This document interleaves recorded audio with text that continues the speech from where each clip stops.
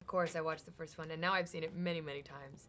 But the first time I watched it, which was actually right before I went in to meet Joe Kosinski for this movie, I was struck by how kind of weird and unique the first one was. You know, it was very forward-thinking. It was raising many questions about technology that hadn't really been addressed. It was taking risks in creating characters who were using terms that were not part of the general vernacular. It was things like bit and program, all of these kind of nerdy pieces of lingo that people weren't really aware of yet. And the film also used CGI for the first time in an incredibly arduous process of painting the film by hand. So I was just blown away by how ambitious the film was. And I'm not surprised it became a cultural phenomenon, because it didn't look like anything before, and nothing since has looked like that, except when it's being referenced by, Daft Punk and other pop culture things.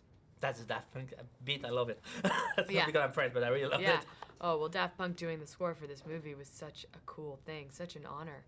I remember when we heard the news that Daft Punk was doing it, I was like, oh my God, could this movie get any cooler? It was just like icing on the cake. And in fact, their aesthetic stamp really permeated the film and throughout production. They were very involved from the very beginning. And to his credit, our director, Joe Kosinski, collaborated with them from the first script. And they created little tracks for each character, kind of a theme song, and it was so great to be able to listen to my character's Daft Punk theme song. How was it going? It was very effervescent. It was like boop, boop, boop, boop, boop, boop, boop, boop, boop, boop. They really got Quorra before anybody else did. They understood that she had this kind of lightness to her. She wasn't just like boom, boom, very like sexy. Someone else could have interpreted her like that, but the Daft guys really got Quorra.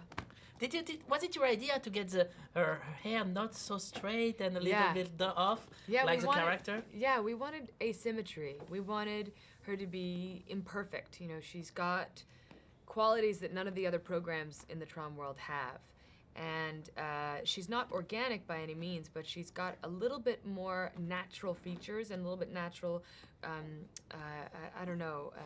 look to her. The sirens have this incredibly glamorous look to them, and they're so beautiful, and these lashes, amazing. And we wanted Quorra to be like a little bit more androgynous, a little bit more bare, but I really wanted the asymmetrical haircut, the bob, because it reminded me of a kind of Joan of Arc of the future. It's pretty good time for you. I mean, you're gonna be like an idol for all the fanboys with this one, with Cowboys and Aliens. Well, we'll see. Maybe the Quorra franchise? Maybe the Quorra franchise? Yes, the rise of Quorra. That would be so cool. That'd be great. How would that go? Do you have the any Red Quorra? Well, I think Quorra should enter the user world, and she should be like Splash. Remember Splash? Mm-hmm. And she should be like talking to laptops. And I think she should have a completely confused relationship with technology. And just comedy. I think we do a straight comedy franchise with Quorra. That would be just perfect. Yeah, what about you and your career? I mean, it's like going to the big blockbusters, big movies. Well, I try to balance it as much as I can with the smaller movies as well. The great thing about having success in big blockbusters is then you actually can do the smaller movies because people can take a risk on you. So I've been really lucky this year, and I'm very excited for all of it to finally come out because I'm proud of all of it. And Stillhouse? And Stillhouse, yeah. You here for like 2 more years, 4 more years? We'll see. I never want to, jinx myself, but I'm lucky to be there now.